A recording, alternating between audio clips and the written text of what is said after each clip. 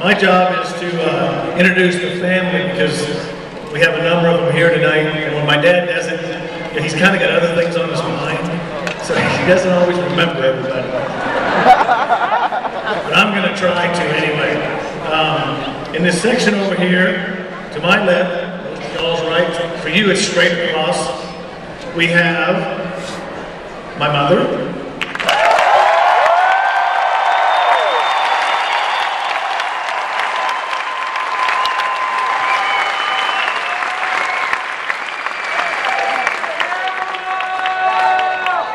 Carol Paul, as you all figured out, and by the way, she has had a real job in her life.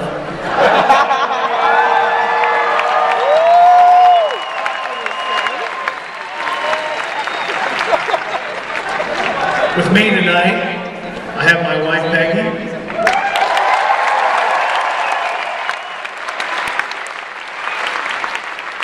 You know, my dad told me to take my time and everything. But I'm probably going to need to introduce at least my family, then we cheer, then my sister's family, then we, you know how that goes, like graduation. It's okay. I have 3 daughters, 2 are here, Lisa and Linda. Stand up.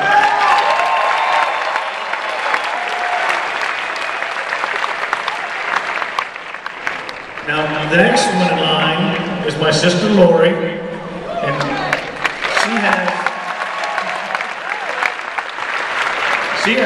5 kids, and I think we have 3 here tonight.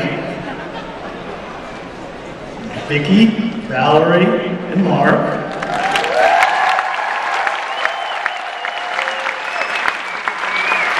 I think we have one great grandchild, Vicki's daughter, Caroline. Say hi, Caroline.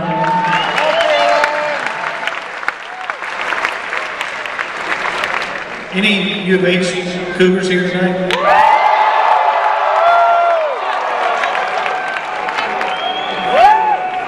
Just to know, Lori's youngest son is not here tonight because he is playing for the U of H Cougar baseball team in Alabama tonight.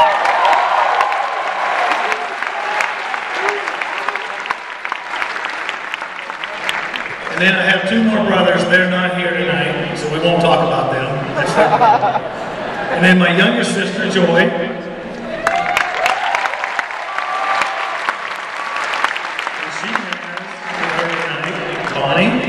And Luke and John David.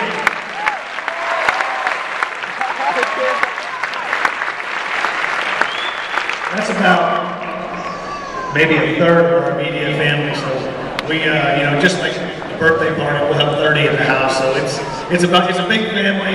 We all like to come out. We really appreciate y'all coming out. But you know, I could talk to you for about another 20 minutes, but I think there's a better speaker coming on in a minute.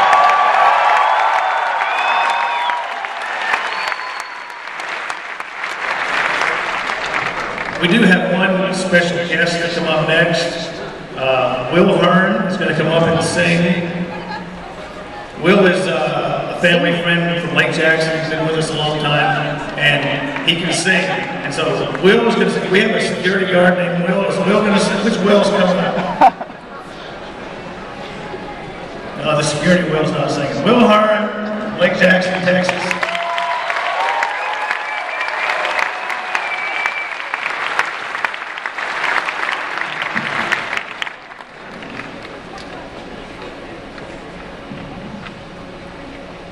Oh, beautiful for spacious skies, for amber waves of grain, for purple mountains' majesties, above the fruited plain. America, America, God shed His grace on thee, and crown thy good with brotherhood from sea to shining sea.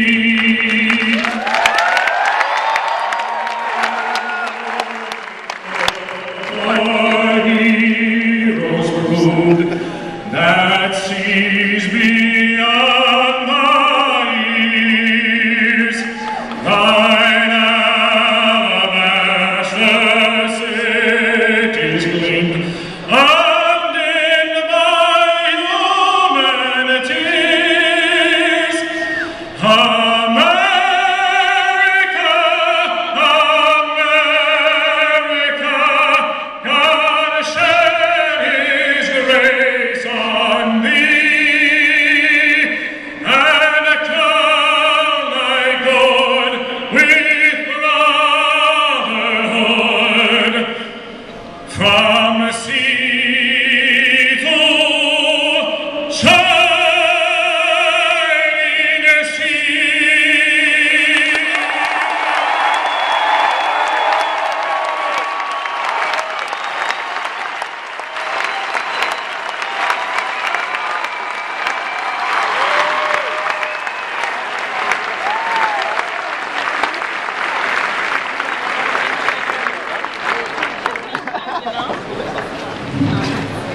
Hello? Woo! Awesome. Hello, my name is David Morrison. I'm CEO of Youth for Ron Paul here at the University of Houston. And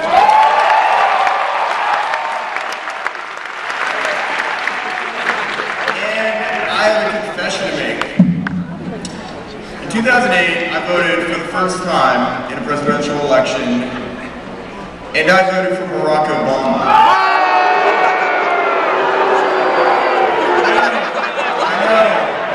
What a shift, I know, right? See, I had hope that my vote might change the path that my government was on. See, I hoped that Barack Obama would stop the NSA from listening to the phone conversations, reading the emails of American citizens. Instead, he is overseeing the construction of the world's largest electronic spying facility, larger than any in North Korea, Iran, or even China. I hoped that Barack Obama would stop risking American lives and tax dollars in wars that do nothing to improve our national security. Instead, what's he do? He expands a drone war in Pakistan, begins bombing Yemeni dissidents on behalf of its corrupt leader. And he shirked the need for congressional authorization before sending our troops into Libya. I hoped that Barack Obama would make the tough choices that are needed to bring our country's financial house in order. Now, instead, he's brought us to the point where every ounce of wealth that our country produces in an entire year is owed to our nation's creditors.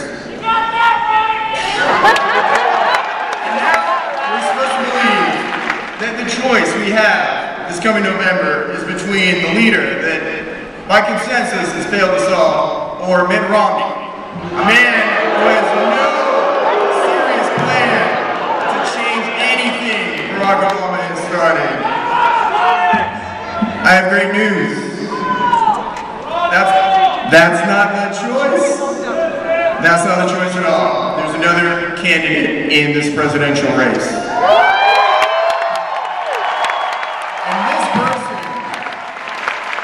This person is the one who voted against the law that allows the government to read our email, against the law allowing American citizens to be imprisoned without charge, and against the Congress's bipartisan attempt to seize control of the internet.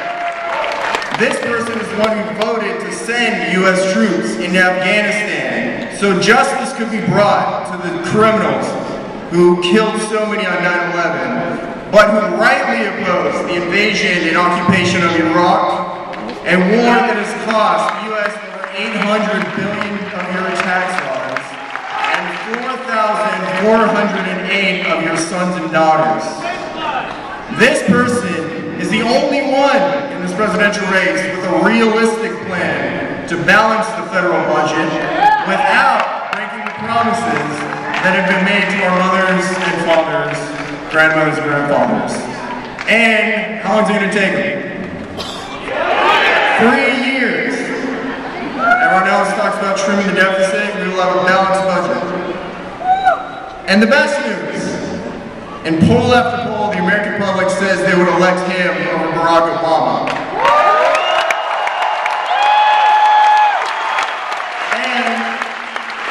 just for NBC, ABC, CNN, Fox News, etc., we have way more than 96 delegates. Ladies and gentlemen, it is my honor to introduce the coming winner of the Texas Republican primary and your next president of the United States, Dr. Ron Paul.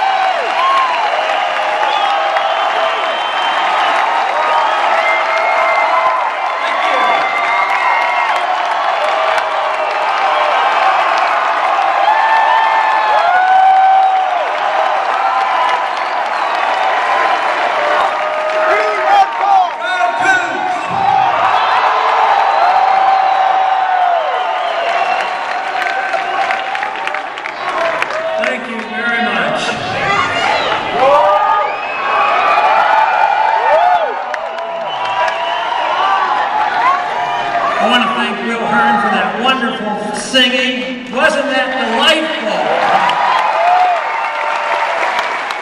And David, thank you very much for that very nice introduction, and thank you all for giving that very nice welcome and for coming. That's very nice of you.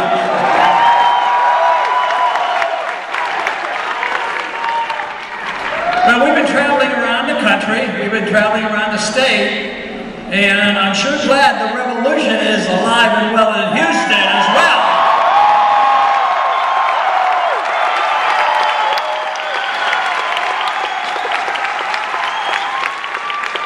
Every once in a while, you've noticed that the media will come up and say, when are you going to quit? I just quit. We're just really getting going. But they said everybody else is dropping out. And I said, yeah, they ran out of money and they ran out of supporters and nobody comes to their rallies.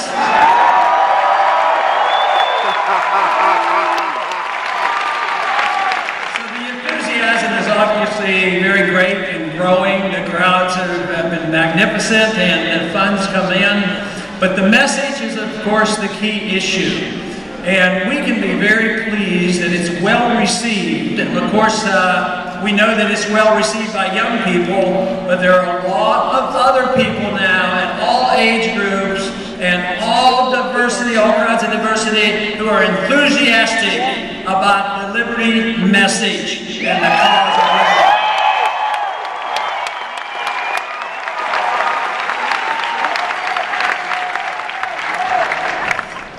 People have changed a lot in the last 4 years. We had a campaign 4 years ago. It was, as far as I was concerned, very successful. But something happened 4 years ago. Some of the things that we were talking about and warning about came about. There was a financial crisis. People know that there has an explanation for this, and they know that it has a lot to do with monetary policy and the mischief of the Federal Reserve System.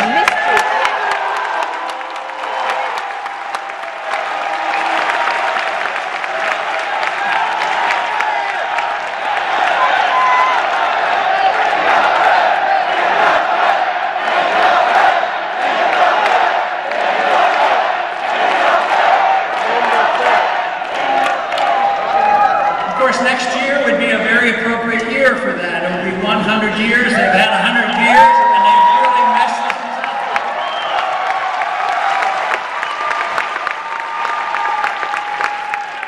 The Federal Reserve was given a very good dollar at the time in 1913. It's now worth 2 cents.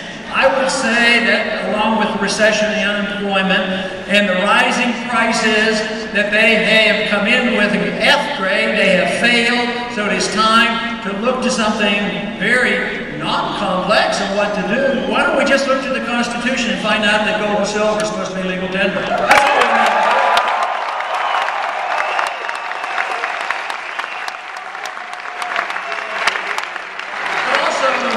What happened in these last 4 years is the discovery that American people are worn out. They're worn out with the wars, and they've come around to our assessment that we're going to war too often, too carelessly. We should do it only with a declaration of war under constitutional grounds or civil rights.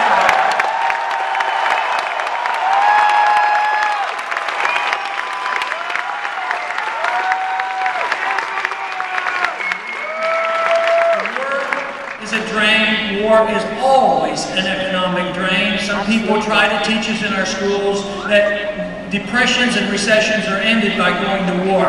That is nonsense. Always the cost of war is a depressant on the livelihoods of all Americans and all citizens.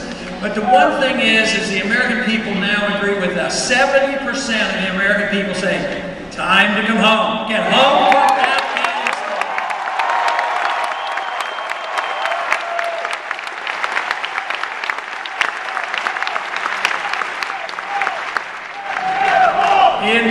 Instead of the Republican Party, the other candidates offering a solution that is even close to ours, they were competing to try to who is the most critical of Obama and who could advocate going into another war the most. We don't need another war. We don't need to go into Syria or into Iraq.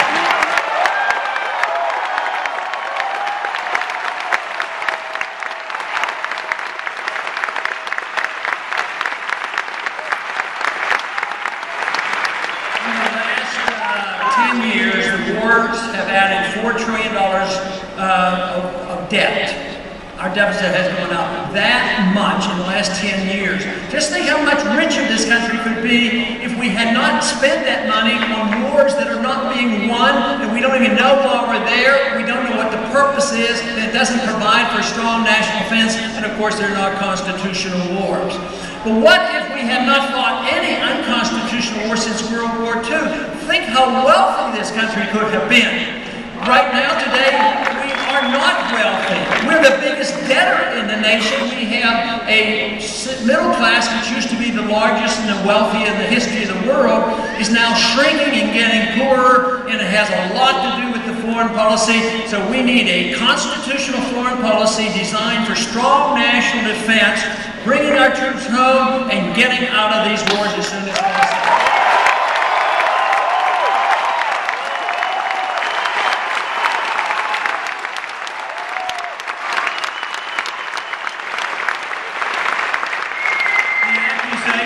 That have been thrown at me over the years, and probably at you as well, has been that if you don't support the wars, somehow or another you don't support the troops.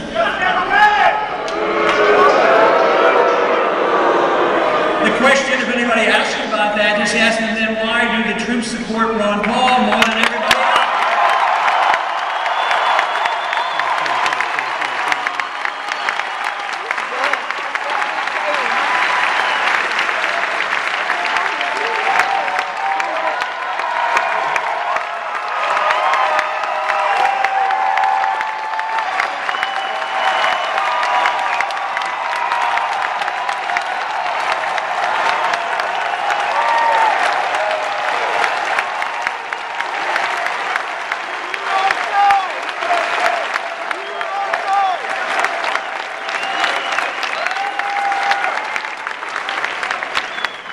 I was drafted into the service in 1962 during the Cuban crisis, and I remained in the Air Force. I was in for five years. But during that time, I had not thought out all the answers and questions about what foreign policy would be, but I did my very best. I went, I served, but it was only afterwards that it really dawned on me that policy is what really counts. To put our young men and women under the circumstances that we have done is so precarious. And just think of the sadness of what is happening today. The thousands being killed, the tens of thousands being wounded and injured, the hundreds of thousands now begging and pleading for help in our Veterans Administration, the post-traumatic stress syndrome, the brain injuries that are going on, the suicides that occurred, the financing of this is ongoing. This is why when it comes to the issue of war, is probably one of the most important things that a Congress and a president should weigh and be extremely careful not to get involved.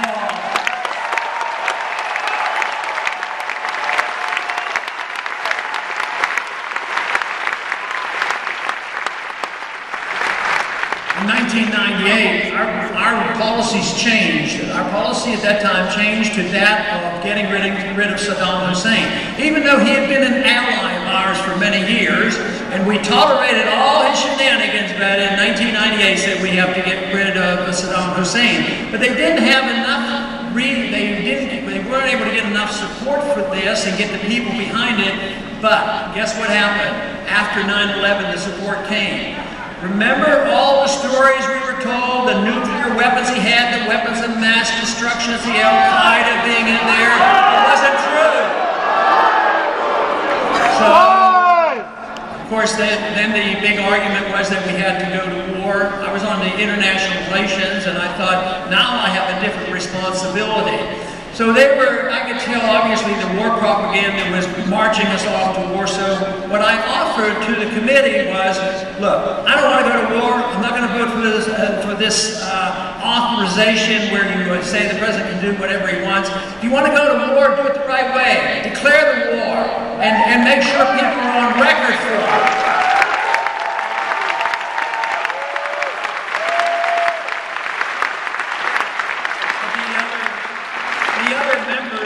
Committee didn't want to have any part of it. They were very annoyed, and they were annoyed when I called for a vote for it, and of course nobody voted for it.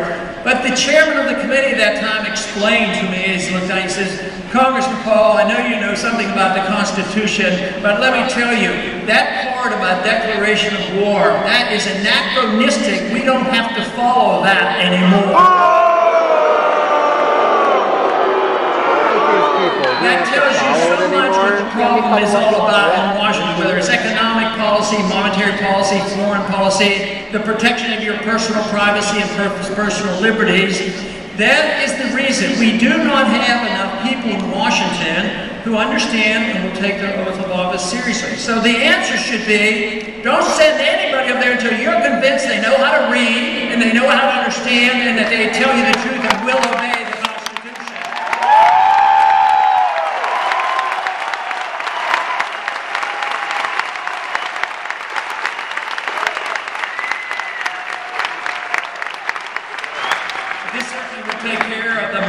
Issue, the declaration of war, Article 1, Section 8 is very clear. It spells out exactly what things we're allowed to do. We do need a whole lot of re-education on the Interstate Commerce Clause and the General Welfare Clause. But this is necessary for us to understand what the role of government ought to be. That's why we had a revolution. The revolution was they did not like the role of the king. And quite frankly, I believe we're putting up with more authoritarianism from our own government than they had to put up with the King of England.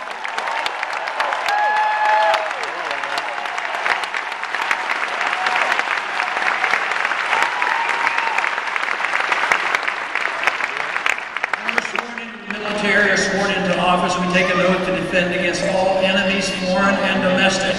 Today, let me tell you, we do not have to lie awake worrying about anybody invading this country. Believe me.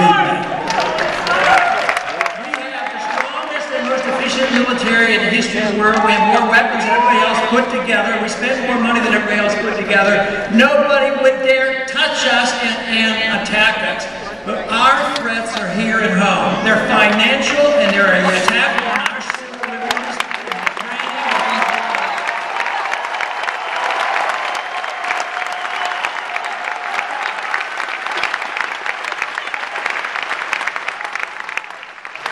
Right after 9/11, within weeks, the first piece of legislation that was passed in reaction wasn't a clear understanding of what brought about 9/11 and what the problem really was in the foreign policy, but for some reason the law that they passed had nothing to do with punishing those individuals that committed the crime. It was punishment on the American people, and they passed a law that needs repealed, and that is the Patriot Act.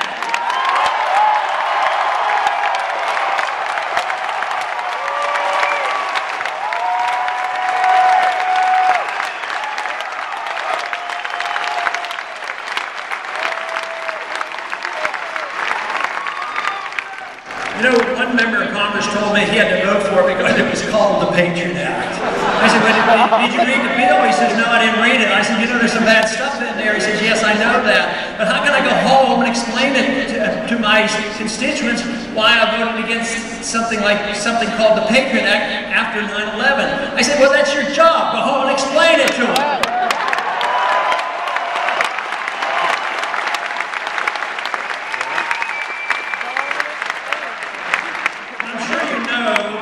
The names of a bill, you can depend that the name of a bill is actually opposite of what the bill does. So it wasn't a Patriot Act, it was unpatriotic, that act. If it had been called Repeal the Fourth Amendment, maybe it wouldn't have gotten so many votes.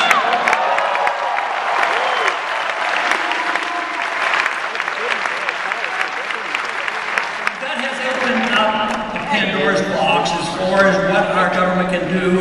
The Fourth Amendment was very important to the founders, and it was very important for our revolution. It was to protect us against illegal searches and seizures from our government. Today, though, with the Patriot Act and various other pieces of legislation, our government can do just about, invade just about anything we have. There is essentially no privacy at all. So I think what has happened is we had this flipped around. The government, the role that the government was given was to be very minor. That was to guarantee your privacy.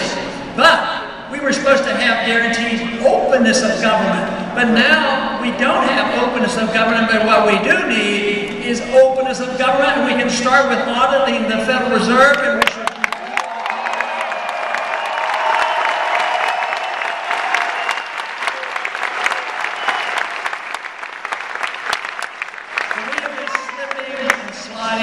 from the protection of civil liberties for a good while. But in these recent months, it's gotten much worse. With the National Defense Authorization Act, we do know with the Congress going along with it, giving the President the power to use the military to arrest American citizens.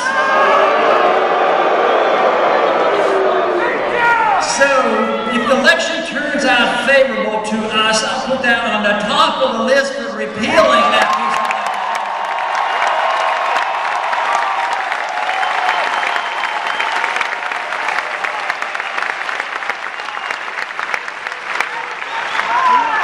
The other thing a constitutional president can do is look at all the laws that were passed by executive orders that are unconstitutional.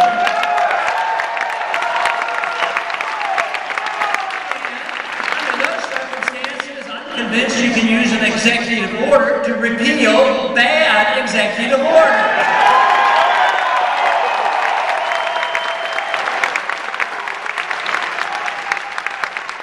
2 weeks ago, the President used the executive order to take the Defense Production Act and change the wording. He didn't go to the Congress. He changed the wording that under emergency conditions of war, unfortunately and tragically, the power has been given to the President to declare nationalization of everything when he declares an emergency. But he changed the words that not only under times of war, but he says in times of peace, the President has this authority as well. That obviously has to be on the list of those bills and that legislation that we should be repealing.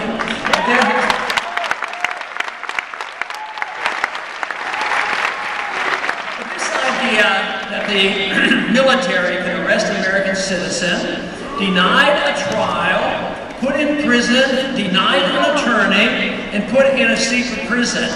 This is not what America is all about. This is not America, and we have to not put our heads in the sand and just let it go by.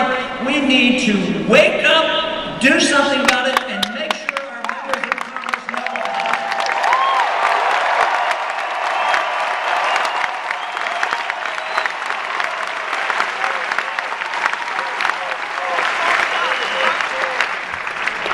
A few weeks ago, we had some success by a lot of people like you writing and telling your members of Congress not to support that Stop Online Piracy Act, that attack on the internet.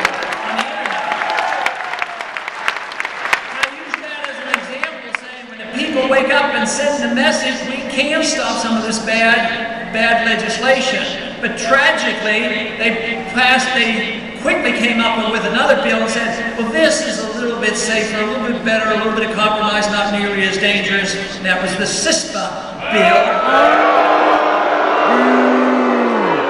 And very sadly, it was passed yesterday with a pretty strong margin. Now the president claims he's going to veto this bill because it's not strong enough. He likes the Senate bill because it's much stronger and it will force Google and these other companies, force them to turn over all your information to the government. No way! So this bill has not passed the Senate. There will be some more negotiation. Keep your eyes and ears open on this. Let's hope that it doesn't get passed before the end of the year, because maybe we will have a new Congress and a new president by next year.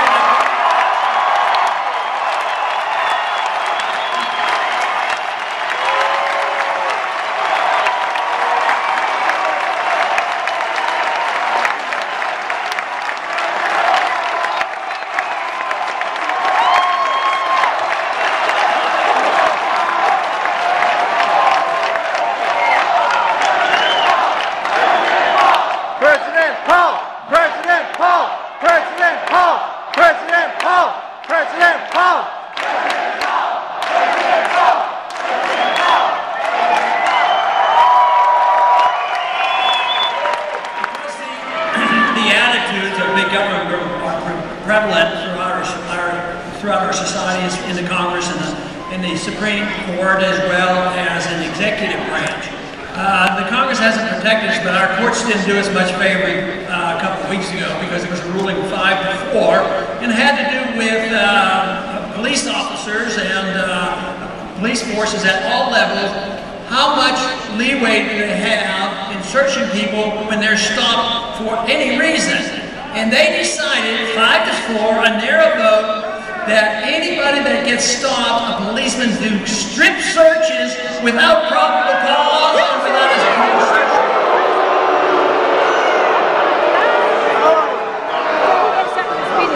I keep thinking that about what we see in the pictures of the groping and what goes on at our airports. If we put up with that, and we don't stand up to it and change that, there's something wrong with us. So I say stand up to this.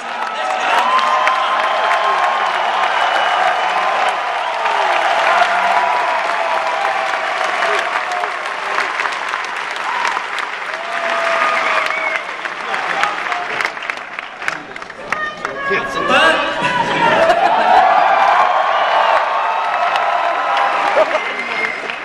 they have a way of protecting themselves, that is the politicians. You know, there's been, the Secret Service has been in the news lately. Have you heard about that?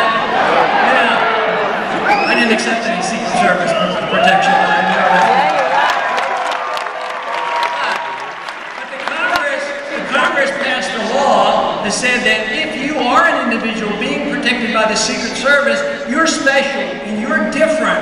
If anybody gets in with so many steps of that individual, and you demonstrate with a sign, you didn't do any harm, no violence whatsoever, you can be arrested and get 10 years for demonstrating that you're a special individual. Now the one characteristic about a free society is that we all be treated equally. No punishments for belonging to a group, and no privileges because you belong to a group.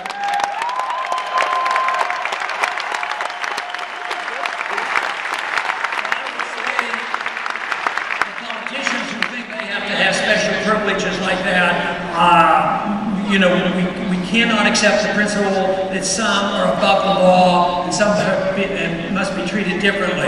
Everybody has to be treated exactly like under the rule of law.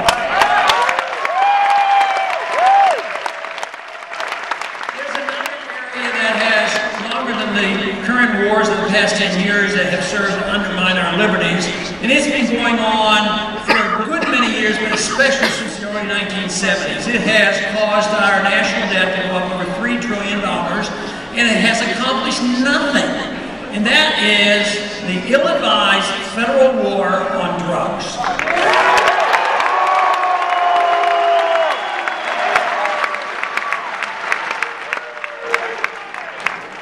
Drugs are very dangerous. As a physician and parent, grandparent, I know all the dangers about drugs. But also, I know a little bit about liberty, and I understand a little bit about privacy and what freedom is all about. The war on drugs is a lot more dangerous than the drugs themselves.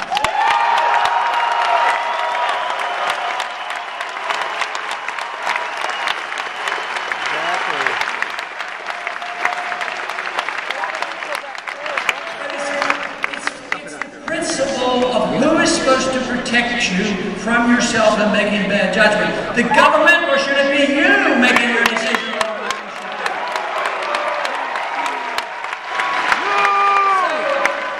It's a freedom issue. If you have the right to make your other decisions on the books you read, the church you go to, you ought to have the right to decide what you put into your own body. But once this liberty is given up, what it leads to is overexplosion of the government, because the government assumes that you need the government to protect you from yourself, which means they tell you about food and drugs and alternative medical care and nutritional products, whether or not you can even drink raw milk is off my hands. So that'll be one thing. When the Republic is restored, we'll all have the legal right once again to drink raw milk.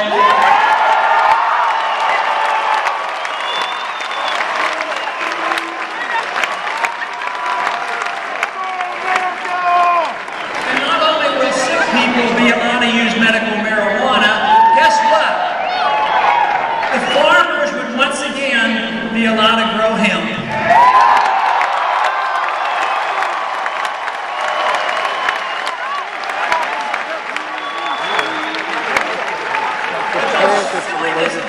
Of course there's potential dangers in drugs. There's potential dangers in overeating and everything else. But I don't know of any potential dangers with hemp. It's benign. The founders of this country advocated it. They all raised it and they pushed it. We did that up until after World War II.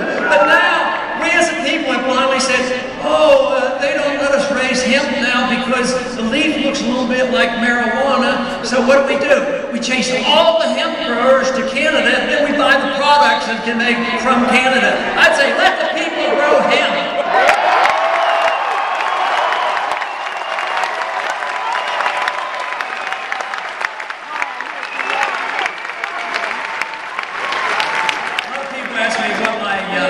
Is on energy, and I say, well, my policy is let the market determine what is the best product at the best price, and let it happen. Once you have the government, when they have a program, you have subsidies to solar like Solyndra and wind power, and I sort of like the idea of looking into that, but I want the market to decide which is the best one to use.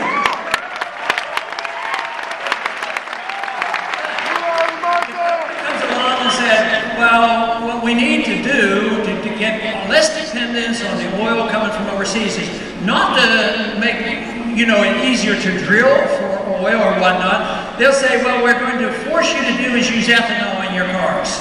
10% ethanol. It will be a mandate. You have to use it. They never ask the question, could that hurt your engines? And some people tell me, it certainly can hurt your engines by burning ethanol. But then they say, well, it has to be corn. Then they put tariffs on imported ethanol that could be cheaper in order to push the prices up, which then pushes the prices up of corn and other products. So it goes on and on. And guess what?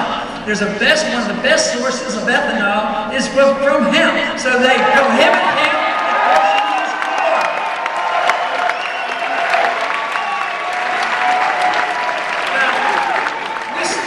Doesn't surprise me at all, because I've been up there a couple years, and I know a few of the bureaucrats and I know a few of the politicians, and they are not smart enough to run the economy. They're not smart enough to tell you how to spend your money and what's right.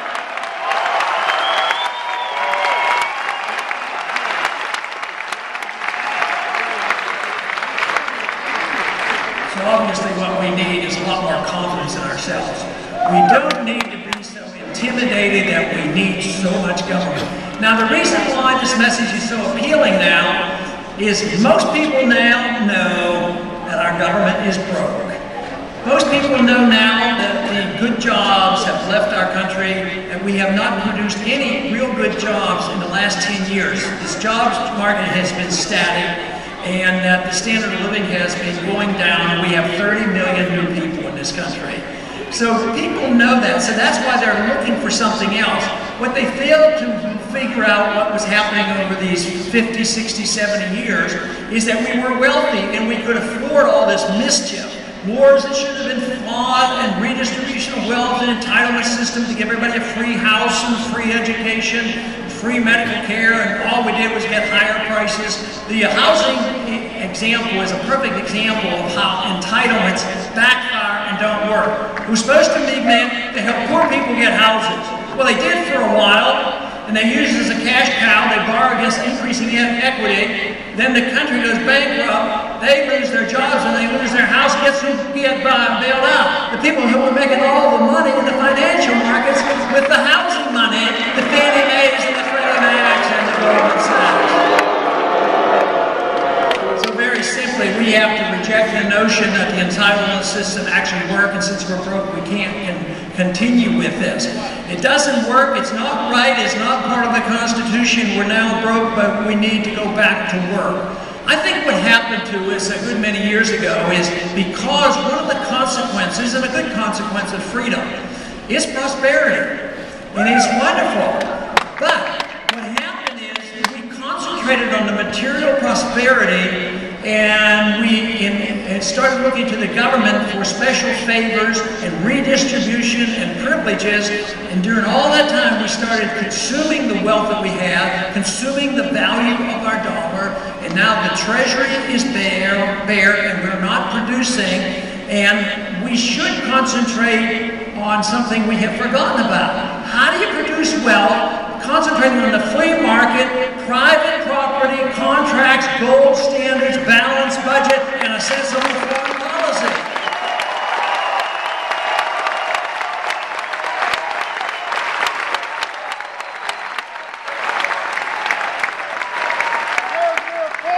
Because of the deeply flawed economic system, the liberal economic theories of Keynes and Bernanke and Krugman, we've gotten ourselves into this mess. We spend too much money. We failed to give incentives for people to work. We had tax codes that were deeply flawed. We tried to use regulations to cover up the mistakes made because of artificially low interest rates. We did all these things. We had excessive spending, debt, borrowing, regulations, and then printing too much money. So the predictable event would be a deep recession or depression. So it wasn't a bit surprising to the Austrian free market economists that it's what happened 5 years ago. But those who brought this on us are still in charge. They're still in Washington. They still control the executive branch, the judicial branch, and the Congress. So what is their solution? Let's spend more. They claim the answer to all the spending. Well, we should spend more money, borrow money, regulate more, and print more money. Then they wonder, why doesn't it work? Well, it's a deeply flawed system, and that is the reason that the alternative, the answers we have, I am absolutely convinced are an answer to the stagnating economy, which I think is going to get a lot worse unless we wake up and say, this is a freedom principle, this is a freedom idea, this is an understanding of property rights that we have.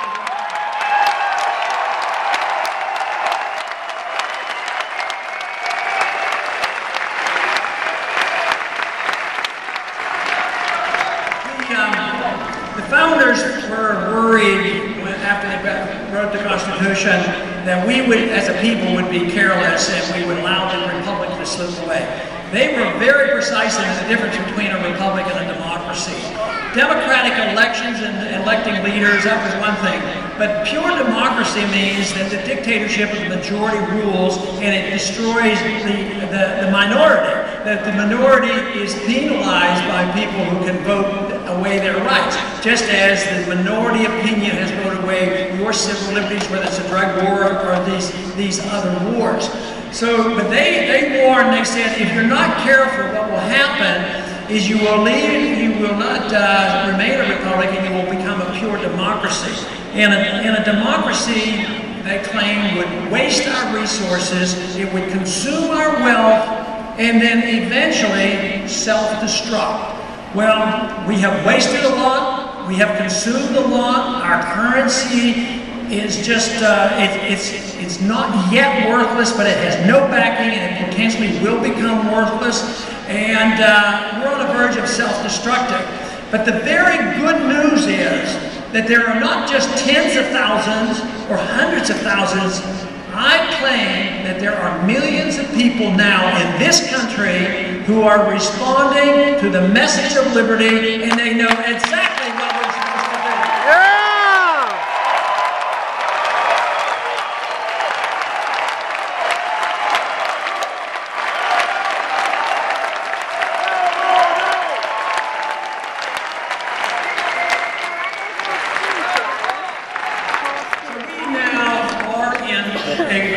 Revolution. It's a revolution of ideas. It's not brand new because it's, a matter of fact, it's a continuation of the original revolution. We lost our way 100 years ago. We drifted to the point where we thought that freedom had two parts to it: economic freedom and personal liberty freedom. That is not true. If you have a natural, God-given right to your life and your liberties, you ought to have a God-given right to keep what you earn.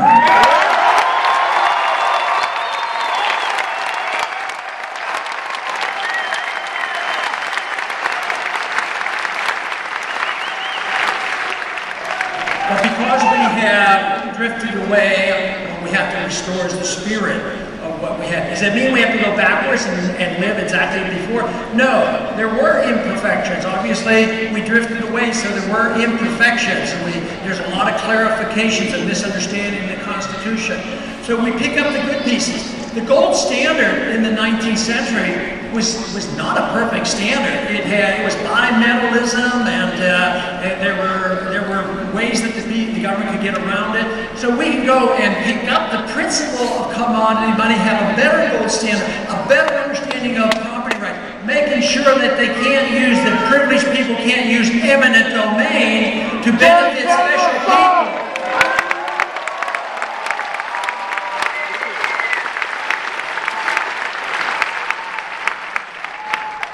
But we have to make sure that we have a lot of energy. We have to have passion combined with reason.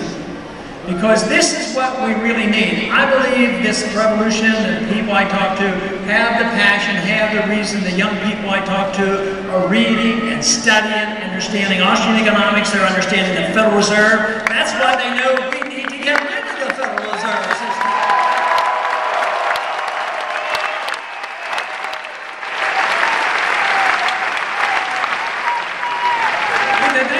In the 1960s, they used to talk about individuals, you know, if you weren't a flaming liberal, a bleeding heart liberal when you were 20, you didn't have a heart. But they said if you weren't a conservative by the time you were 40, you didn't have a brain. All I'm suggesting is, why can't we have a heart and a brain at the same time? And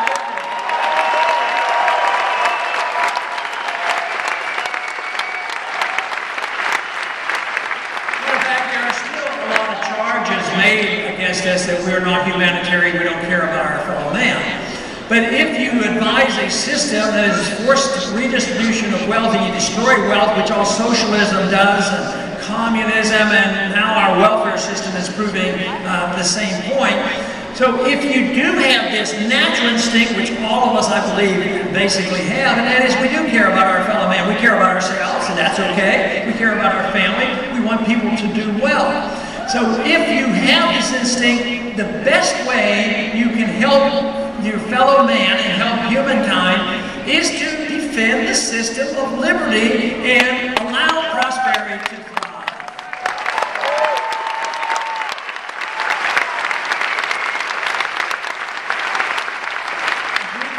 If we can drive our revolution with passion and reason, the results will far exceed anything that people will dream of. and you have to set your targets high. You can't say, well, we know what's right here, we know where the government is over here, and the best way to do it is nibble on the edges. And we'll start over here because we can never achieve this. You should always always strive to achieve the maximum. You should strive to achieve perfection. But this idea that you can nibble away, this is why, in spite of the sincere effort by our budget people in Washington today, the Republicans, I don't have much confidence in it. They're talking about cutting spending, but they're only talking about cutting spending of proposed increases which are automatic, and their goal for a balanced budget is 30 years. My goal is 3 years.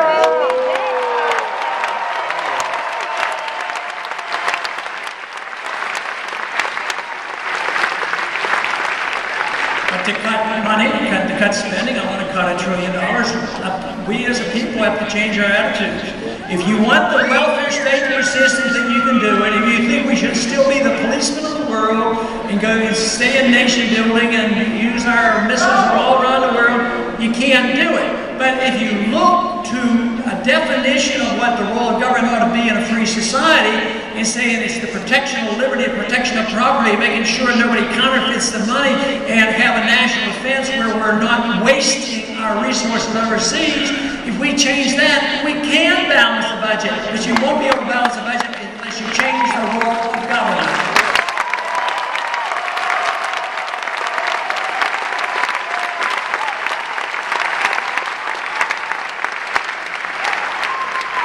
Thomas Paine, during the Revolution, said the harder the conflict, the more glorious the triumph.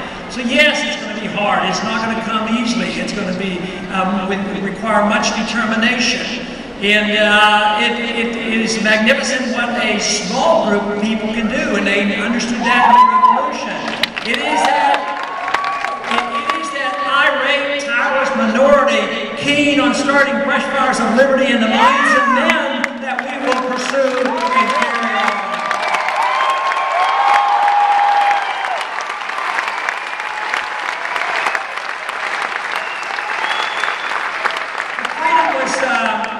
The best test of freedom ever in the history of man has been in this country.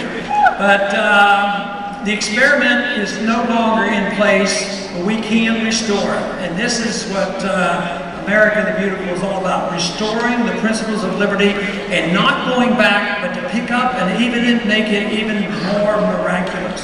And it is to me that is available to us, probably more so in spite of the problems. I think our country is in worse shape than it was even during the Depression and during the World Wars, because the foundations have been eroded. The foundations of our liberty, the foundations of our money, the debt burden is so great.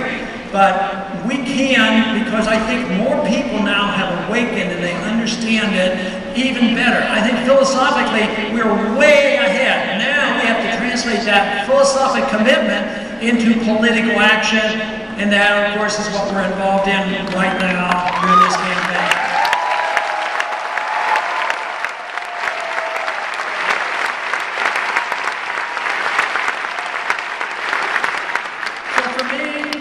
To live in a free society is my goal. I'm willing to live in a free society even if I were poor. But I'll tell you what, in a free society, you don't have to make a choice. The freer the society, the more wealthy the society will be, so we have no worries about that.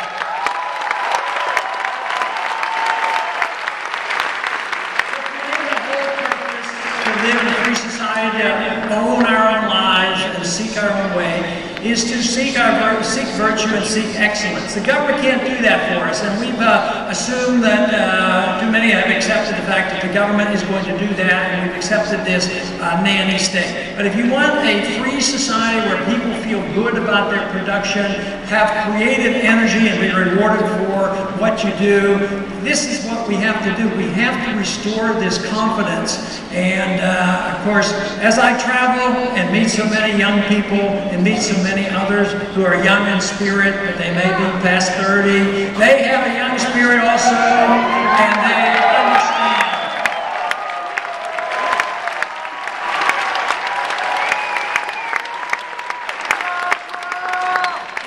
words will be simply that if the goal is to see peace and prosperity, it will be done by strictly limiting the government, maximizing the incentives by individuals, protecting their liberties, and this is what we must do.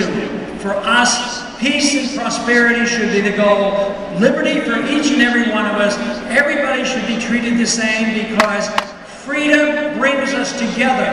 It doesn't tell people how to use your freedom because everybody will use their freedom differently. And this means that's the only way you can bring factions together because we won't be challenging. We won't tell people how to run their lives and how to use your freedom, how to spend their money. The only thing you have to do is be tolerant. You don't have to you don't have to accept what other people do. You don't have to endorse what they do. But if other people use their freedom in a way you don't like it, they don't hurt you, you have to just ignore it. What you have to do is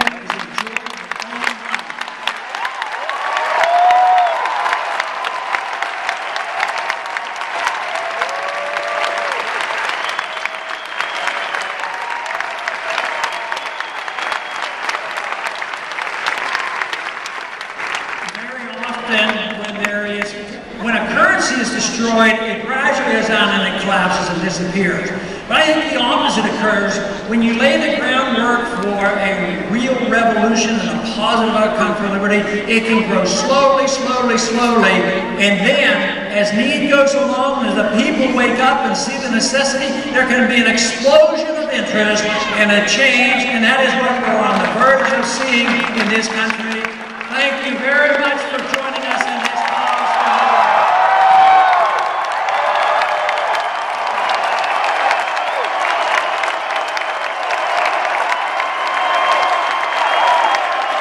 President, Paul! President!